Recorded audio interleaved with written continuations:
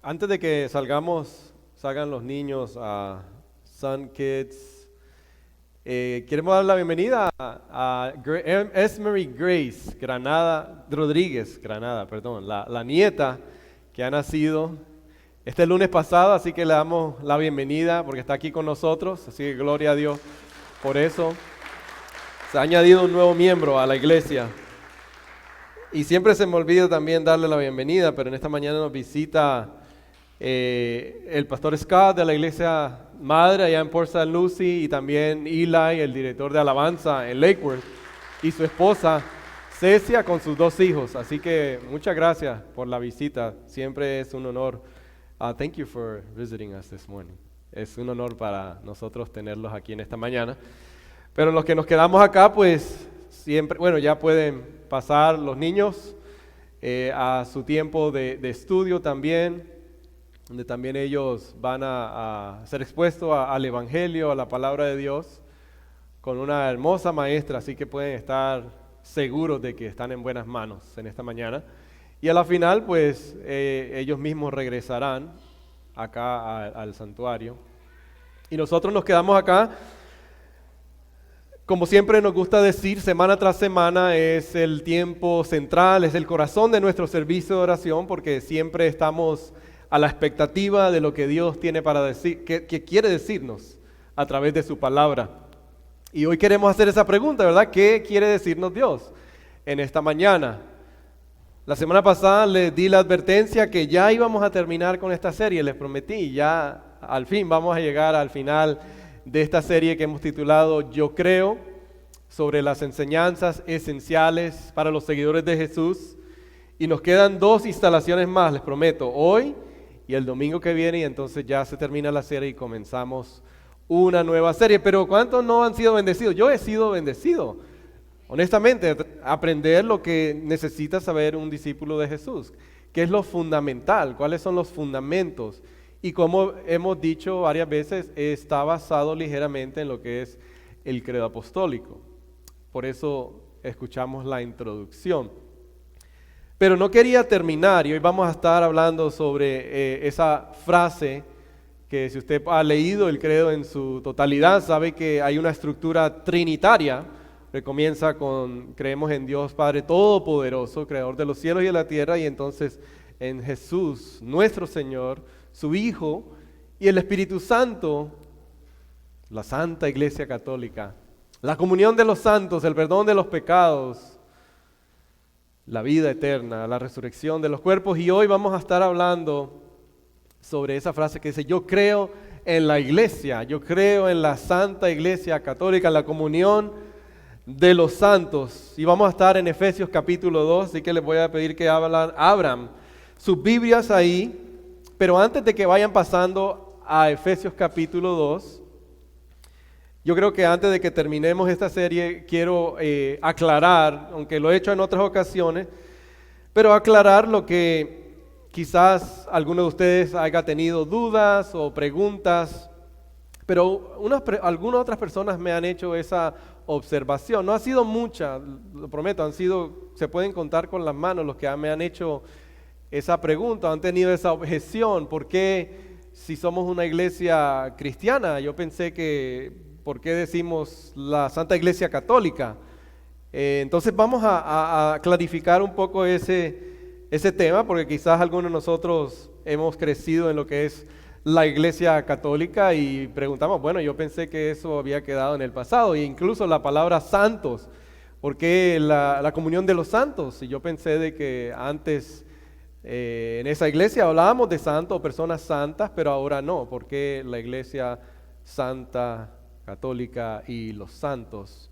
Es más, quizás algunos de nosotros tenemos una definición diferente de lo que es una persona santa. Quizás es una persona que se viste de blanco.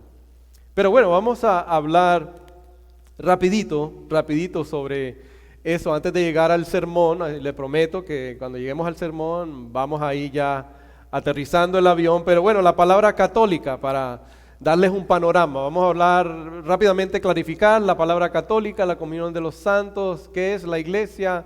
Y después de este pasaje en Efesios capítulo 2 vamos a ver 3 imágenes que nos presenta al apóstol Pablo acerca de la solución que Dios tiene para el mundo. Y lo vamos a ver en 3 imágenes diferentes que podríamos decirle, y a la final es una nueva identidad, una nueva humanidad. Pero ese es el panorama para que tengan una idea, pero vamos a tocar el primer tema sobre la palabra católica. La palabra católica, como pueden ver en sus pantallas, está compuesta de 2 palabras griegas. Ahí está concernientes, que escata, olos, que se enteró prácticamente lo que significa es la palabra universal.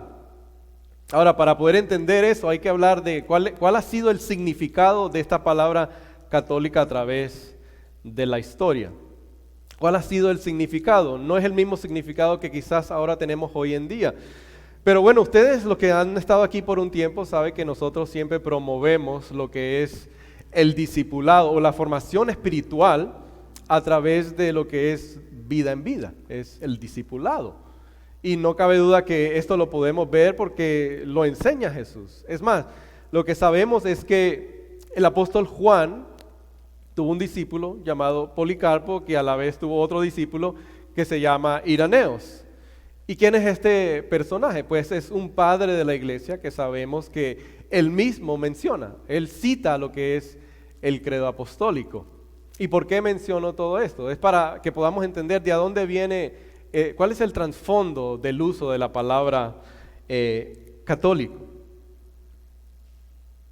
No sabemos, no decimos exactamente que fueron los apóstoles que escribieron, que compusieron lo que es el credo apostólico, pero sí sabemos que las enseñanzas dentro del credo apostólico son enseñanzas de los apóstoles. Es más, sabemos que incluso la iglesia primitiva, si se le puede decir, o la primera iglesia, como conocemos, las personas cuando eran incorporadas al cuerpo de Cristo a través del bautismo, confesaban, decían, repetían el credo. Pero bueno, eso es importante saberlo porque hacia dónde nos vamos apuntando. Si usted, por ejemplo, lee el libro de los Hechos, ¿verdad? En el Nuevo Testamento, en la parte derecha de nuestras Biblias, tenemos Mateo, Marcos, Lucas, Juan y después viene el libro de Hechos. En el libro de Hechos, si usted traza lo que es la misión de la iglesia, específicamente el apóstol Pablo y aquellos que colaboraron con él, incluso en este caso vemos que Lucas, vemos que donde iba Pablo y sus colaboradores, predicaba el evangelio, compartía el mensaje de Cristo, la ley, los profetas, lo que él llegaba a la conclusión que culminaba en Jesucristo, y de repente surgía una iglesia.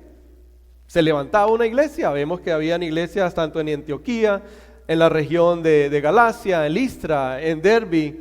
Vemos como hace algunas semanas atrás, en su segundo viaje misionero, finalmente llegó a Europa. ¿Se acuerdan? Hablamos de el hombre encarcelado, Lidia, la niña poseída por el demonio en Filipo, Tesalónica, en Corintio. Bueno, en todos estos lugares se levantaban iglesias.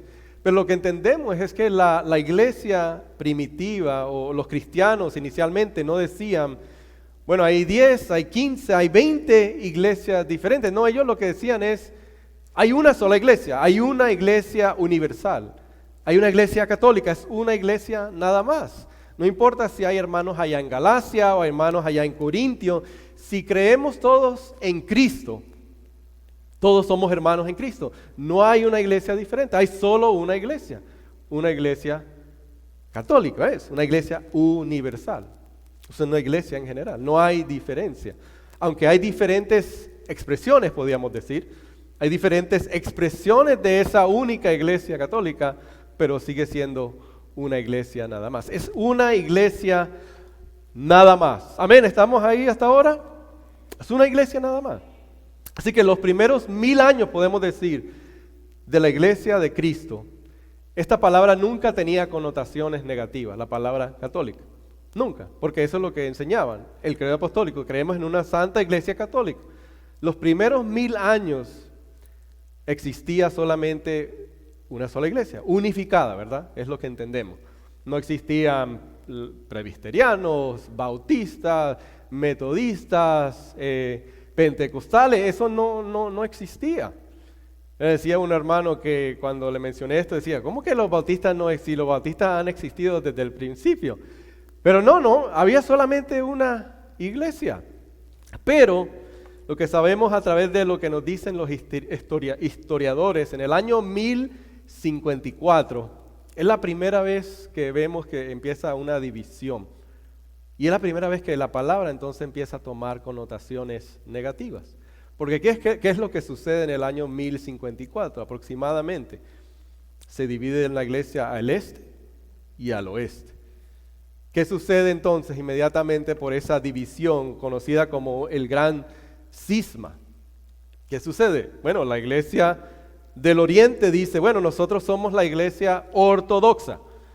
¿Qué significa eso? Que somos la iglesia de sana doctrina o la iglesia de la verdadera enseñanza. Por implicación, están diciendo, ustedes allá en el otro lado no son parte de esta iglesia. Nosotros somos la iglesia ortodoxa. Y la iglesia del occidente dicen nosotros, somos la iglesia católica, somos la iglesia universal. Y por implicación, ustedes allá en el oriente no pertenecen a esta iglesia.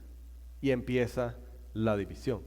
Y empieza la palabra a ser utilizada como un arma, prácticamente. Es decir, ustedes de allá no van al cielo, nosotros vamos al cielo.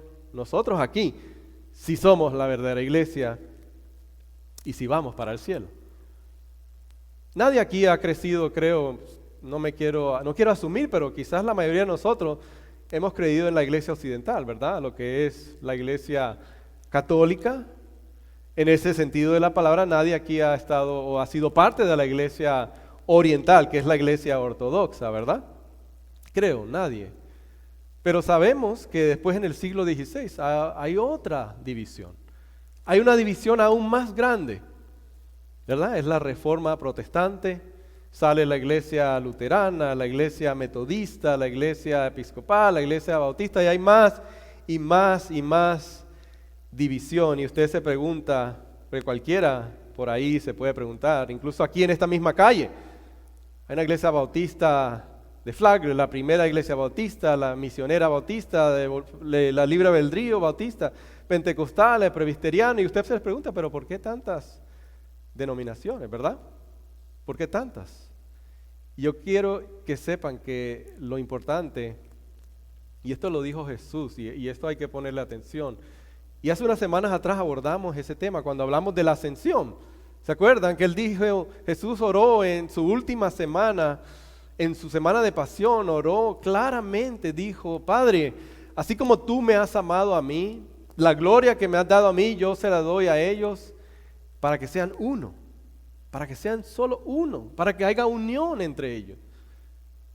Y tenemos que confesar que nosotros hemos hecho mucho daño, hemos dicho nosotros somos la verdadera iglesia, aquellos no son la verdadera iglesia, pero nosotros sí, y eso es desafortunado porque no debería ser así, porque siempre la iglesia dijo, hay una sola iglesia universal, hay la comunión de los santos, no debe de haber esa división. Es más, hoy en día creo que es más importante estar más unidos que nunca, que no enfatizar tanto en las cosas que no estamos de acuerdo, al contrario, enfatizar lo que sí estamos de acuerdo, que no importa si usted va a esta iglesia o a la iglesia metodista o va a la iglesia pentecostal o a la iglesia episcopal, ¿verdad? Si usted está en Cristo, es una sola iglesia. ¿Amén? Una sola iglesia. Ahora, ¿cuál es el tema de los santos? Porque es otro tema, ¿verdad? Porque creo que voy bien en tiempo, estoy adelantando bastante, porque una cosa que se me pasa, y es verdad, cuando Dios mira hacia abajo, Él no va a ver 20,000, 30,000 diferentes iglesias, Él ve una sola iglesia, ¿verdad? Hay diferentes expresiones de esa una sola iglesia, pero Él solamente ve una iglesia.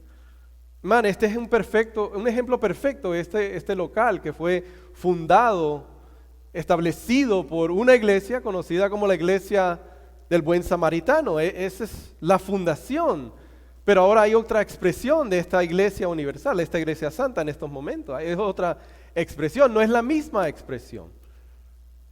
Pero ¿qué de los santos? ¿Qué de la palabra santos? Bueno, la palabra también en el griego que vemos en la Biblia es hagios, si se puede traducir como una persona santa, un santo, ¿verdad? Porque para muchos, no muchos, pero quizás algunos, tengamos una idea de que una persona santa pues es una persona perfecta. Pero no es lo que la Biblia enseña. El Nuevo Testamento, específicamente cuando nos habla de personas santas, no es lo que está tratando de enseñarnos. No es una persona que se viste de blanco, no es una persona impecable, no es... vamos a ver aquí mismo lo que nos dice esta misma carta, Efesios capítulo 1, por ejemplo. Dice Pablo, apóstol de Cristo Jesús, por la voluntad de Dios, a los santos y fieles en Cristo Jesús, que están en Éfesos. En la nueva palabra, la misma palabra, perdón, hagios, que se traduce santo nuevamente. Aquí también tenemos Filipenses, capítulo 1, versículo 1. A todos los santos en Cristo Jesús que están en Filipos. Colosenses capítulo 1 también. Todas estas son iglesias. Como habíamos hablado, del viaje misionero del apóstol Pablo y se van desarrollando, con excepto de Colosenses porque él no la planta, pero él contribuye a su plantación y vuelve y dice lo mismo. A los santos y fieles hermanos que están en Colosa.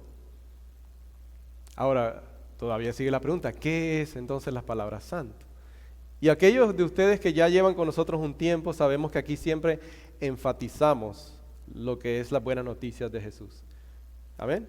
El Evangelio, siempre lo enfatizamos. Desde el momento en que empezamos a tener reuniones públicas, enfatizamos el Evangelio. ¿Y qué es lo que nos enseña el Evangelio? Que cada uno de nosotros hemos quebrantado la ley de Dios, que Dios nos ha creado bueno y a su imagen, pero todos hemos pecado, todos hemos cometido crímenes en contra de Dios.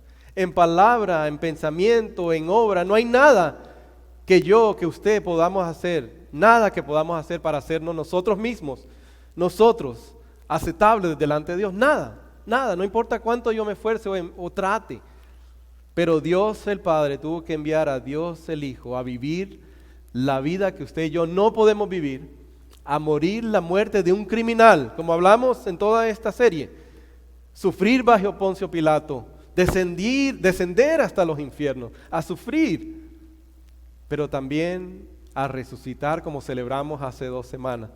¿Y qué significa eso?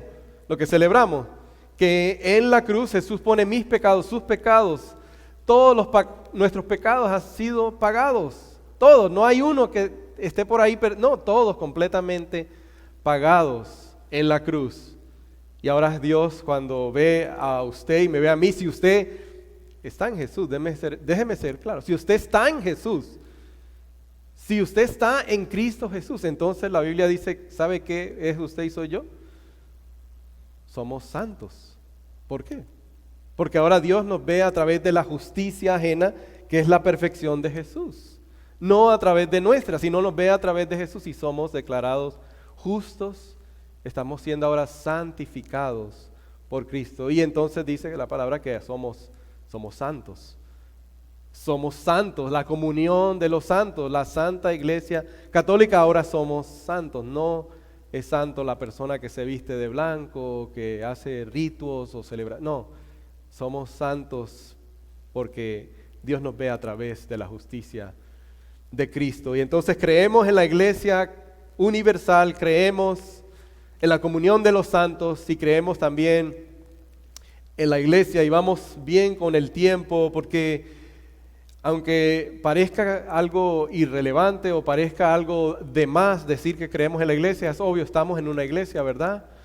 Pero no, yo creo que es importante decir hoy en día que creemos en la iglesia. Creemos. ¿Cuántos creen en la iglesia? Creemos en la iglesia.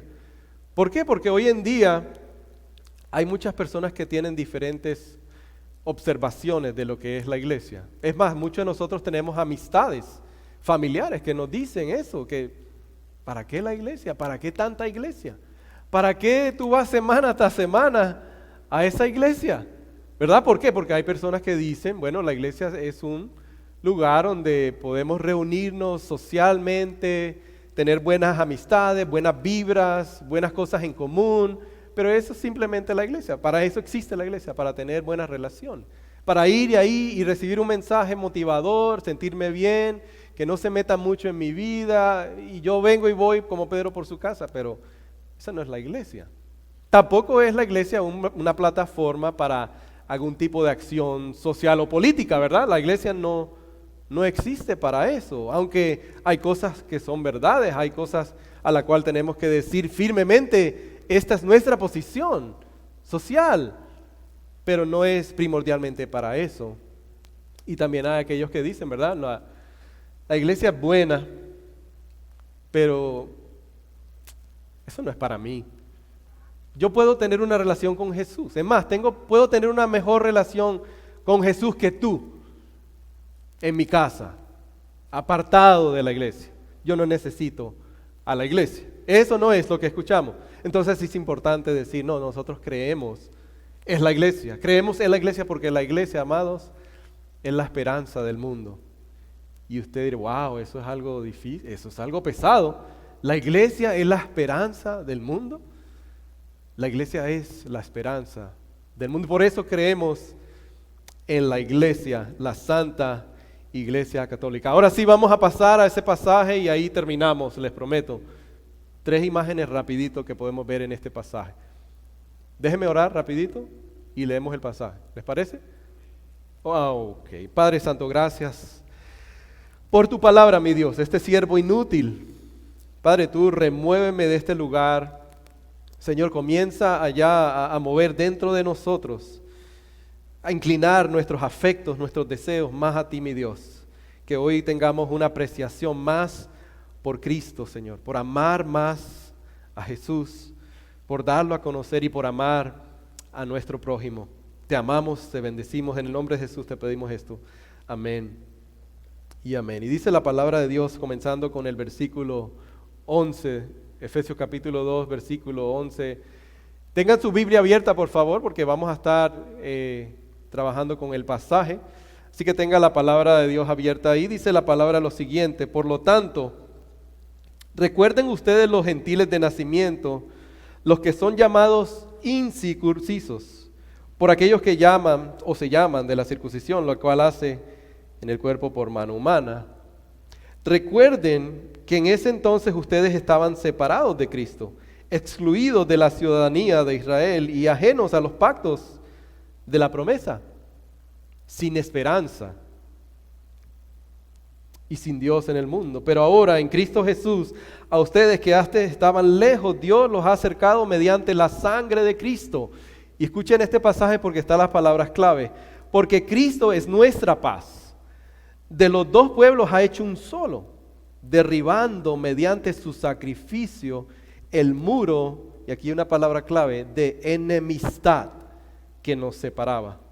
Pues anuló la ley con sus mandamientos y requisitos. Esto lo hizo para crear en sí mismo de los dos pueblos una nueva humanidad al hacer la paz, para reconciliar con Dios a ambos en un solo cuerpo mediante la cruz de Cristo, por la que dio muerte a la, nuevamente, enemistad.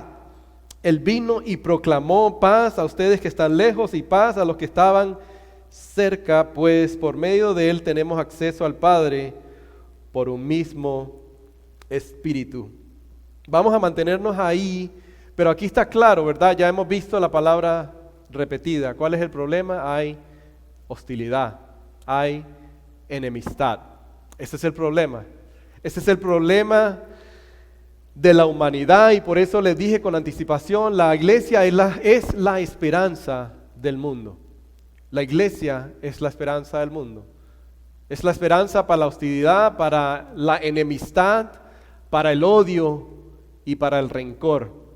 Y Pablo aquí, la traducción es la palabra enemistad, es hostilidad. Y ahí lo pueden ver en sus pantallas para que no escuche solo lo que yo digo, pero mire lo que dice. Mediante su sacrificio, el muro de enemistad que nos separaba de los dos pueblos ha hecho un solo pueblo, derribando mediante su sacrificio el muro de enemistad. También lo pueden ver en el versículo 16.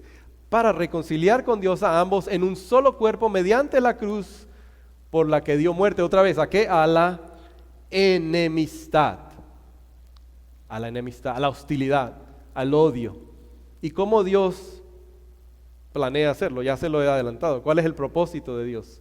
¿Cómo Dios planea llevar a cabo la solución para la enemistad, para el odio, para las contiendas? ¿Cuál es? Miren lo que dice el versículo 15. Pero anuló la ley con sus mandamientos y requisitos y lo hizo para crear en sí mismo de los dos pueblos una nueva humanidad al hacer la paz. ¿Qué es? Una nueva humanidad. Esa es la iglesia, una nueva comunidad, un lugar donde no nos salva y nos saca de nuestro ambiente y cultura y nos lleva a vivir aislados, sino que nos salva de diferentes lenguas, tribus, naciones, países y nos incorpora a crear una nueva humanidad, una nueva comunidad.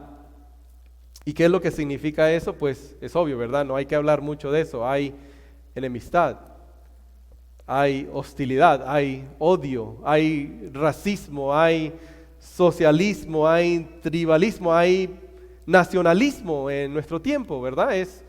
Eso no hay que hablarlo mucho. Usted hágalo así, si tiene un iPhone, dele para la parte derecha, ahí mismo le empiezan a salir todo lo que está sucediendo en Ucrania, en Rusia, en este país, en nuestros países. Colombia, Salvador, Honduras, Nicaragua, usted no hay que decirlo, ¿verdad? Ahora, ¿cuántos de nosotros sabemos que esto no es nada nuevo, verdad? ¿Cuántos de nosotros no anhelamos que nuestro país gobierne un mejor gobierno? ¿Ha solucionado el problema? No, ¿verdad? Siempre pensamos, hoy va a ser ahora no ha funcionado. O las ideas filosóficas, políticas, pensamos, si solamente nuestro país gobernara esta idea filosófica, tampoco ha funcionado. O decimos, no, hay que educar más a nuestros hijos, y es importante, ¿verdad? La educación, la preparación, pero los educamos más y vemos que entran a las escuelas y empiezan a dispararle a un montón de personas. ¿Es la educación entonces la solución? Esto no es nada nuevo, nada ha funcionado.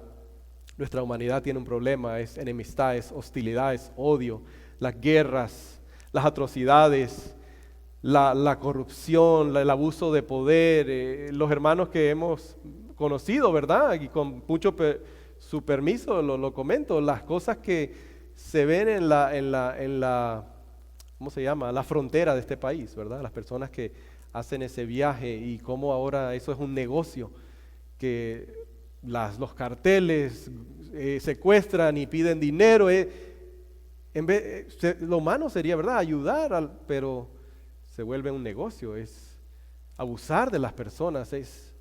Pero ¿cuál es la solución? No ha funcionado nada, y Pablo aquí nos da 3 imágenes de esta nueva humanidad que yo digo que es la solución, es la esperanza del mundo, es la esperanza del mundo.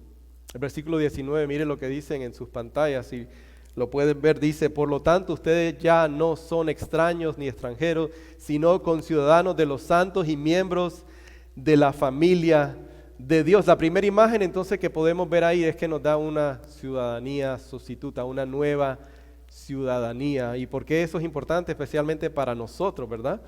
Porque quizás algunos de nosotros que somos de Suramérica, somos de Centroamérica, somos del Caribe, a veces hemos dicho, no, los de acá somos mejor, comemos mejor, hablamos mejor, y aquellos allá de ese país, no voy a decir nombres, pero ustedes saben cuál puede ser.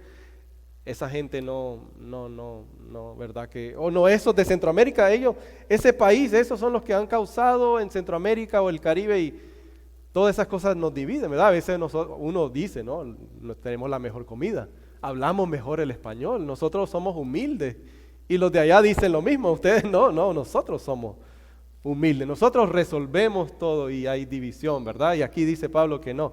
Ahora en esta humanidad, sí, traigan sus baleadas, traigan sus pupusas, traigan las bandejas paisas, traigan el gallo pinto, pero todo eso es secundario, ¿verdad? Eso queda atrás. Ahora hay una nueva humanidad, ahora hay una nueva ciudadanía, ahora importa más que somos miembros de un nuevo reino, una nueva ciudadanía.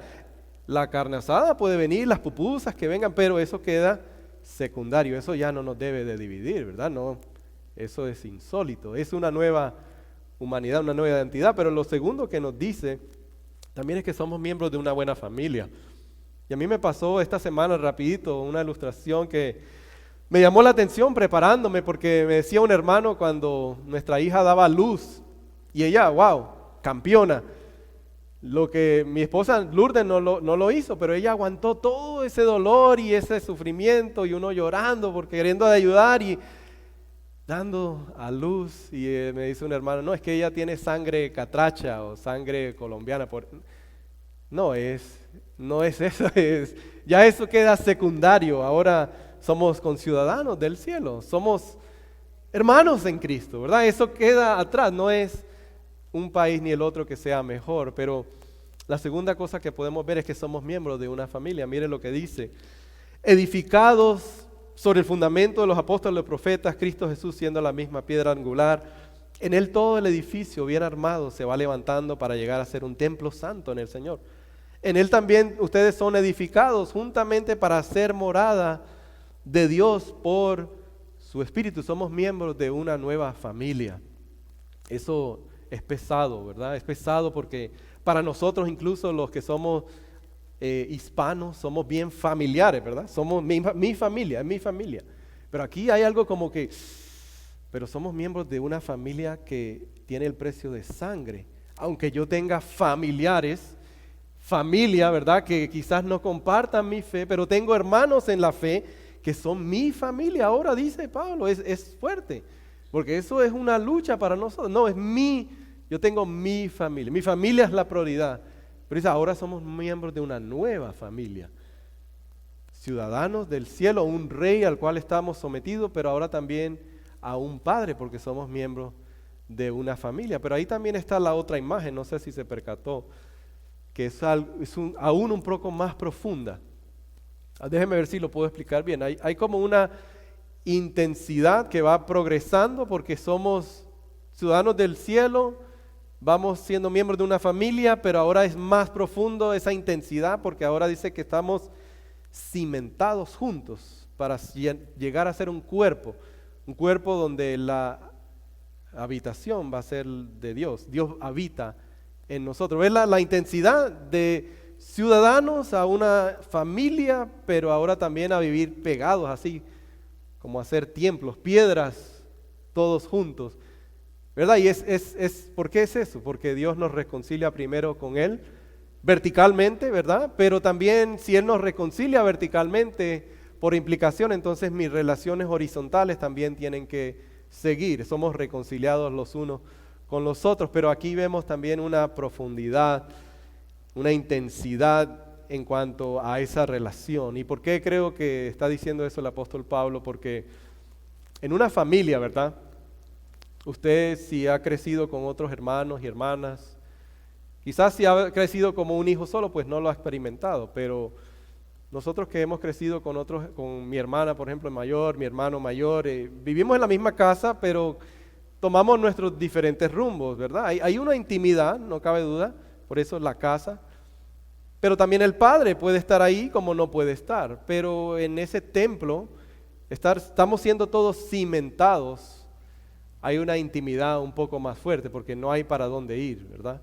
No hay para dónde ir. Y a veces uno en la iglesia, yo mismo he pensado, bueno, a veces yo no quiero cruzarme con esa persona. Señor, ¿qué estás tratando de hacer en mi vida? Porque me has puesto a luchar con esta persona que ahora es mi hermano en Cristo, pero es difícil caminar con esta persona y Dios hace eso con nosotros, pero acá en la comunidad. Y yo creo que si somos honestos, ¿verdad?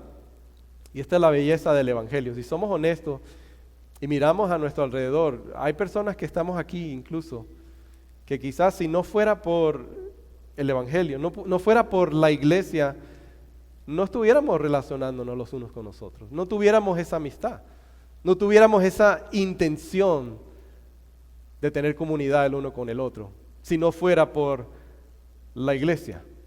Y eso es lo que hace el Evangelio. Pero creo que algo que me llama mucho más la atención es que lo importante es que aquí en la iglesia, en esa nueva humanidad, ya no hay cosas que podamos decir que antes nos dividían, que antes nos separaran.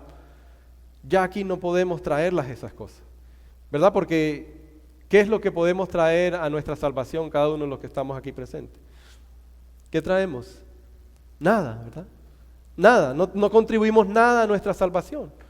No traemos nada, lo único que podemos traer es el perdón que necesitamos, el pecado que necesita ser perdonado, el corazón que necesita ser restaurado, el corazón herido que necesita ser sanado, es lo único que traemos. Por lo tanto, no podemos menospreciarnos los unos a los otros. No podemos, al contrario, tenemos que ser humildes. Tenemos que considerar a los demás mejor que nosotros.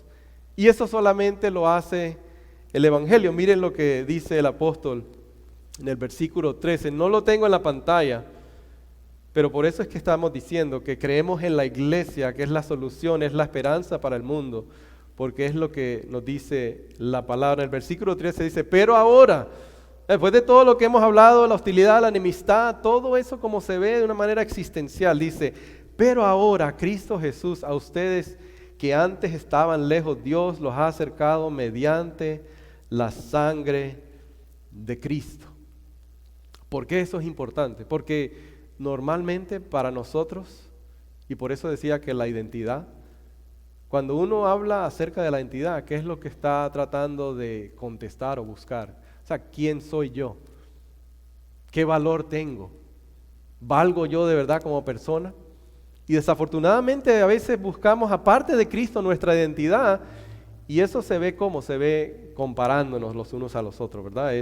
Yo soy un buen atleta, soy una persona puntual, pero si fuera que solamente dijeran, bueno, soy un buen atleta, soy una persona vegana y me quedo así, pero lo que hacemos es que digo, no, esos son malos atletas, esa gente no es puntual, pero yo sí soy puntual.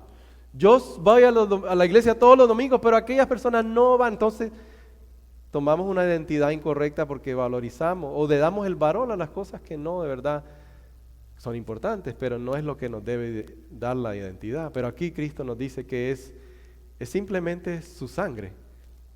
Es el sacrificio de Cristo el que ahora nos identifica.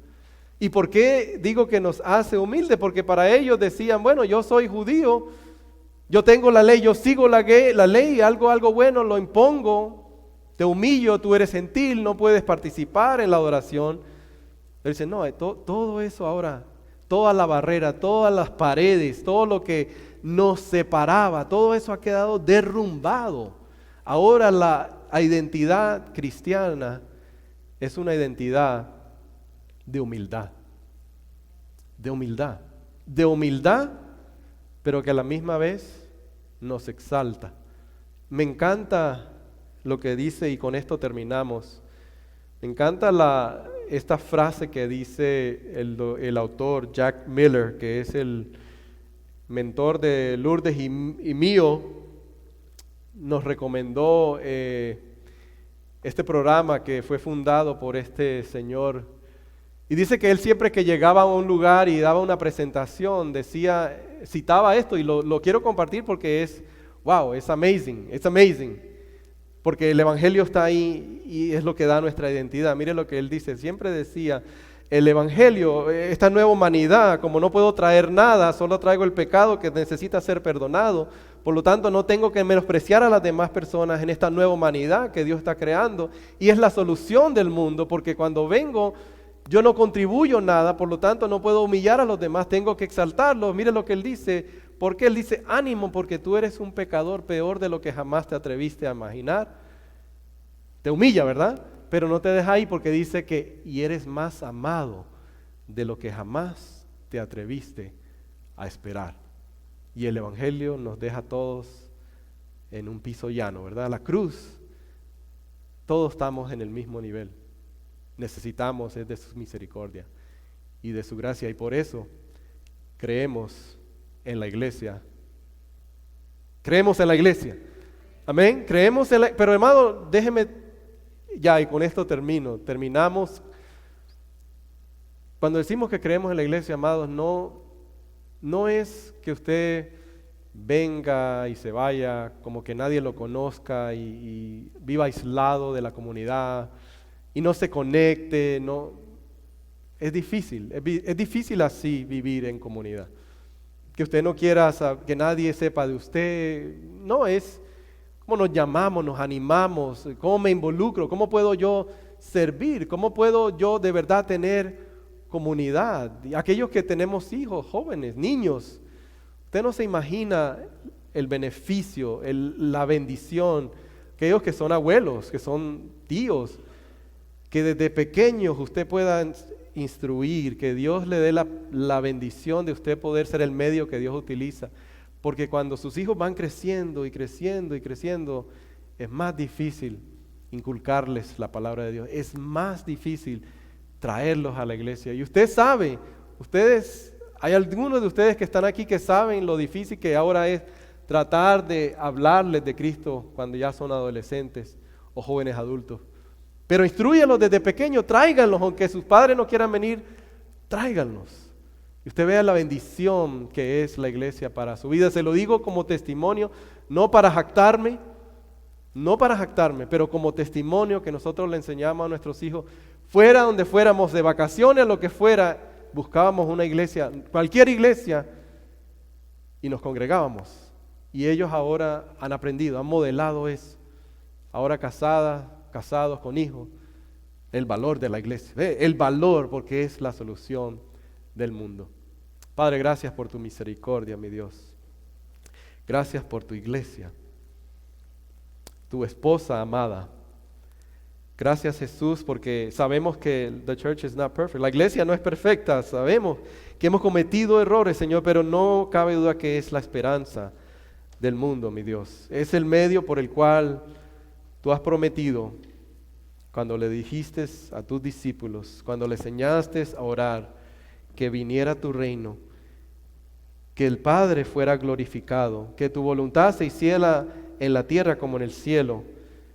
¿Cómo lo ibas a lograr? A través de tu iglesia, a través del Evangelio. Así tu nombre va a ser glorificado, así tu reino invisible se va a hacer cada vez más visible en mi corazón, en nuestros corazones, en esta comunidad, en esta ciudad, para que la voluntad tuya se haga aquí en el cielo, como también se hace en la tierra. Te alabamos, te exaltamos, te amamos, Jesús. En tu nombre oramos, Padre. Amén. Pongámonos de pie.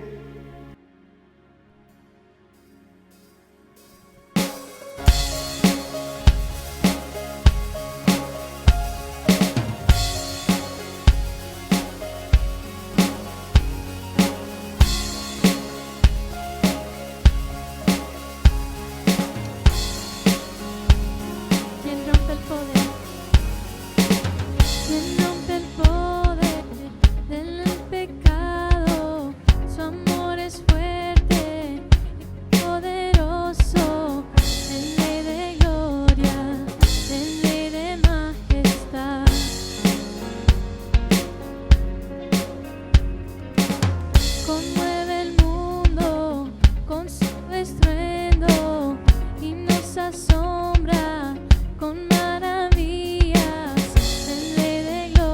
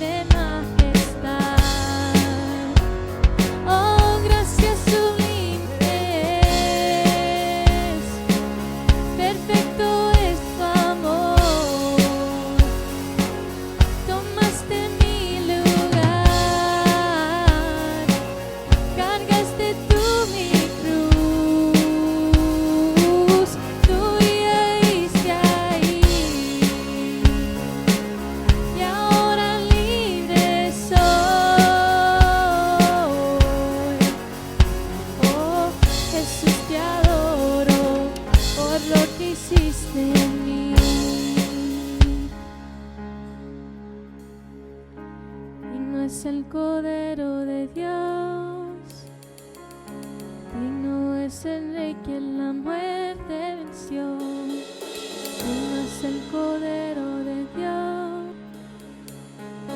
digno es el Rey que la muerte venció.